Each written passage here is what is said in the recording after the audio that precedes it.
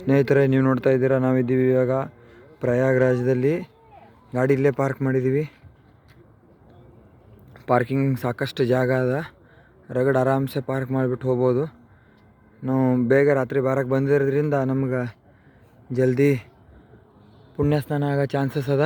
ನೋಡ್ಬೇಕು, ಹೋಗಬೇಕು. ಗಾಡಿ ಆರಾಮ್ಸೆ ಪಾರ್ಕ್ ಮಾಡ್ಕೊಂಡು ಎಲ್ಲ ಒಳಗೆ ಹಾಕಿ ಲಾಕ್ ಹಾಕ್ಕೊಂಡು ಹೋಗ್ಬೇಕು.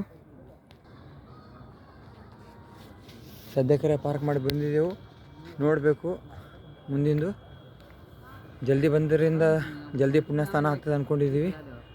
ಆದರೆ ನೋಡಮ್ಮ, ನೀವು ಸ್ಟಾರ್ಟಿಂಗ್ ಬಂದ ಬಳಿಕ ರೈಟ್ ಸೈಡಿಗೆ ಲೆಫ್ಟ್ ಸೈಡಿಗೆ 2 ಪಾರ್ಕಿಂಗ್ ಬರ್ತಾವೆ. ಎಕಡೆ ಬೇಕಾದ ಕಡೆ ನೀವು ಪಾರ್ಕ್ ಮಾಡ್ಕೋಬೋದು. ನಾವು ಆಲ್ಮೋಸ್ಟ್ ಆಲ್ 3 ಕಿಲೋಮೀಟ್ರ್ ಸಮೀಪ ಬಂದಿದ್ದೆವು. ಸಂಗಮ್ ಘಾಟ್, ಅರಳಿ ಘಾಟ್ ಅಂತ ಕರೀತಾರೆ ಇಲ್ಲಿ. ಸಂಗಮ್ ಅರಳಿ ಘಾಟ್ ಹತ್ರ ಬಂದಿದ್ದೆವು. 3 ಕಿಲೋಮೀಟ್ರ್. ರಾತ್ರಿ ಬಂದ್ರಿಂದ ಸಿಕ್ಕದ. ಬೆಳಗ್ಗೆ ಬಂದ್ರೆ ಇನ್ನೂ ಲೇಟ್ ಆಗ್ತದೆ. ಹಾಗಾಗಿ ನೈಟ್ ಬಂದಾಗ ಸ್ವಲ್ಪ ಜಲ್ದಿ ಸಮೀಪ ಬಂದಿದ್ದೆವು. ಆದರೆ 3 ಕಿಲೋಮೀಟ್ರ್ ನಡ್ಕೊಂಡು ಹೋಗಬೇಕು. ಮತ್ತು ಮುಂದೆ ಹೇಳ್ತೀನಿ.